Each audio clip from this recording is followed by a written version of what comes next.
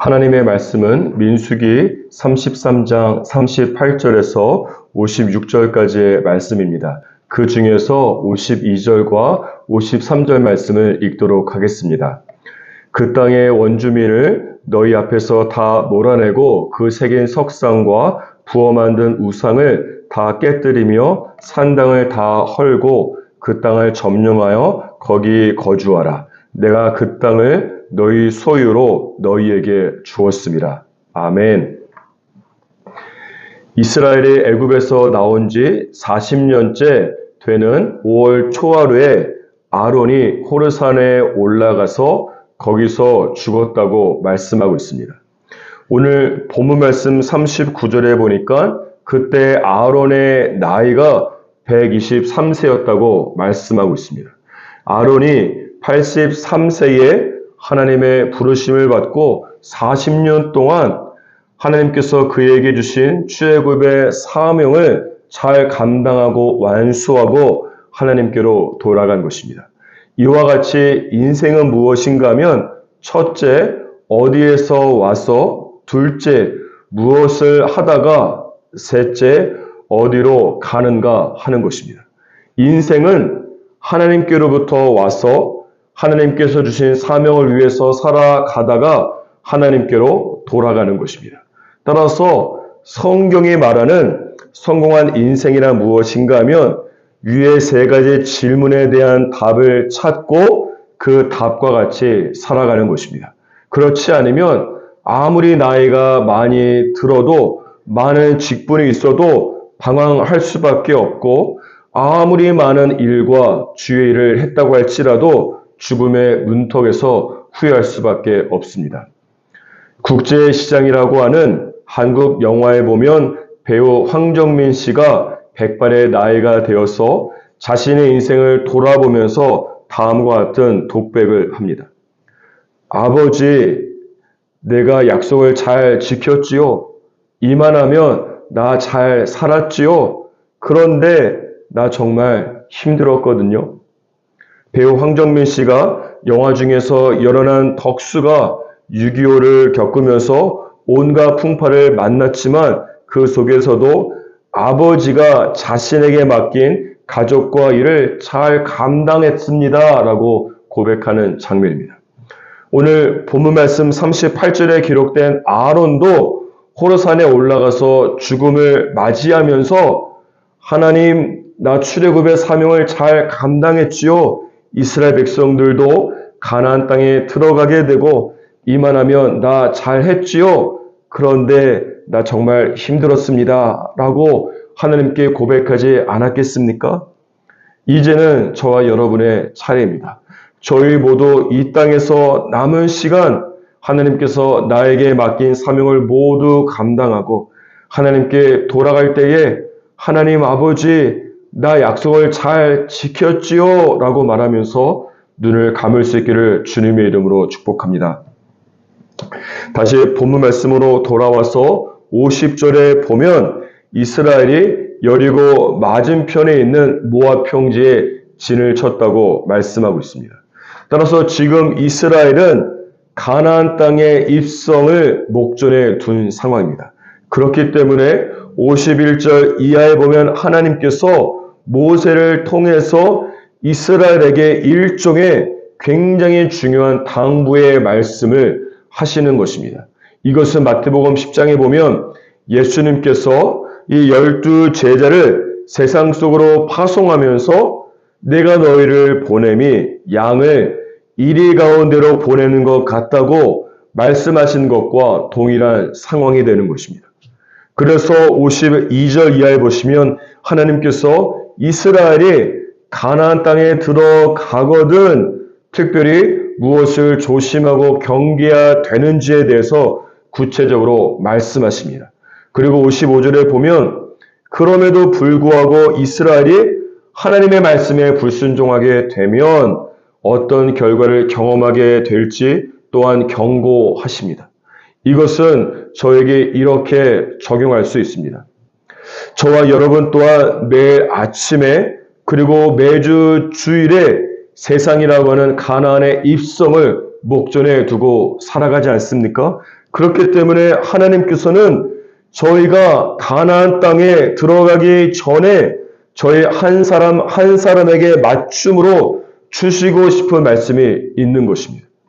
따라서 저희 모두는 반드시 내가 세상이라고 하는 가나안에서 특별히 경계하고 순종해야 될 말씀이 선포되는 주일 예배와 새벽 예배에 목숨을 걸어야 되는 것입니다.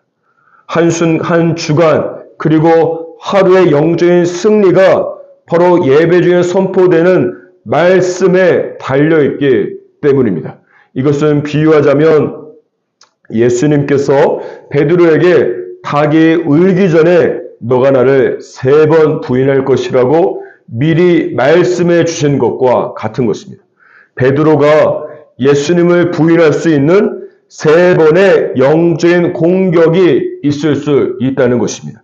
그렇다면 베드로는 무엇보다 그런 상황이 올 것을 미리 알고서 영적으로 긴장하고 조심을 했어야만 되는 것이.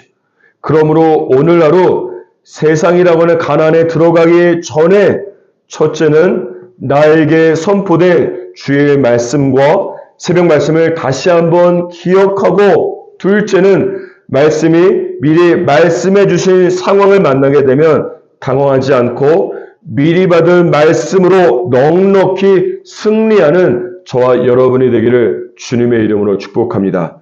다시 본문 말씀으로 돌아와서 52절을 보면 하나님께서 이스라엘이 가나안 땅에 들어가서 해야 될 일을 구체적으로 말씀하십니다.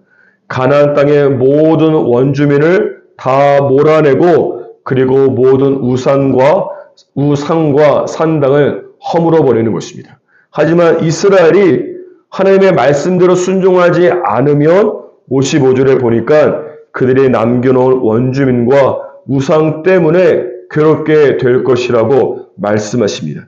그런데 53절을 보면 하나님께서 가나안 땅을 너희 소유로 너에게 이미 주었다고 완료 시제를 사용해서 말씀하십니다. 하지만 또한 53절 첫 부분을 보시면 하나님께서 이스라엘에게 가나안 땅을 점령할 것을 미래 시제로 말씀하십니다. 이런 두 가지 큰 틀에서 볼 때에 이스라엘이 원주민을 몰아내고 우상을 제거한 것은 어떤 의미인가 하면 이스라엘이 가나안 땅에 들어가서 하나님께서 이미 주신 땅을 내 것으로 만드는 방법을 말씀하고 있는 것입니다.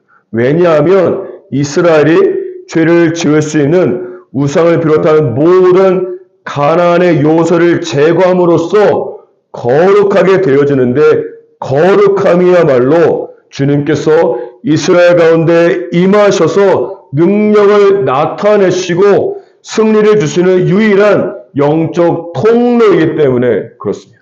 여호수아 8장에 보면 이스라엘이 아이성 전투에서 패배한 이유가 있지 않습니까? 그것은 이스라엘이 군사적으로 열세고 실패했기 때문이 아니라 하나님의 말씀에 불순종하고 아간의 전리품을 도적질하는 죄를 범하고 거룩함을 잃었기 때문입니다.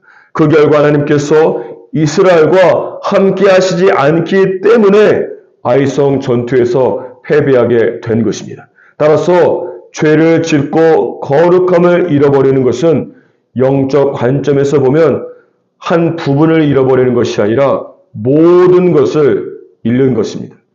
거룩함을 잃을 때 모든 것 대신 하나님의 임재 또한 잃어버리기 때문입니다. 그러므로 오늘 본문 말씀에서 볼 수 있듯이 저와 여러분이 오늘날 살아가는 이 세상을 정복하는 유일한 능력은 거룩함인 것을 믿으시기 바랍니다. 오늘 본 말씀에 보시면 이스라엘이 가나안의 요소를 우상을 제거해서 얼마나 거룩해지는가에 따라서 하나님께서 이스라엘에게 이미 주신 땅을 얼마나 실제로 그들의 소유로 삼고 누리고 살아갈 수 있는지가 결정되는 것입니다. 54절에 보면 하나님께서 이스라엘에게 땅을 배분하는 원칙이 기록되어 있습니다. 제비를 뽑아서 땅의 위치를 결정하고 인구의 수로 땅의 크기를 결정하는 것입니다. 하지만 이 두 가지 원칙 외에 더 중요한 것은 무엇인가 하면 거룩함의 크기입니다.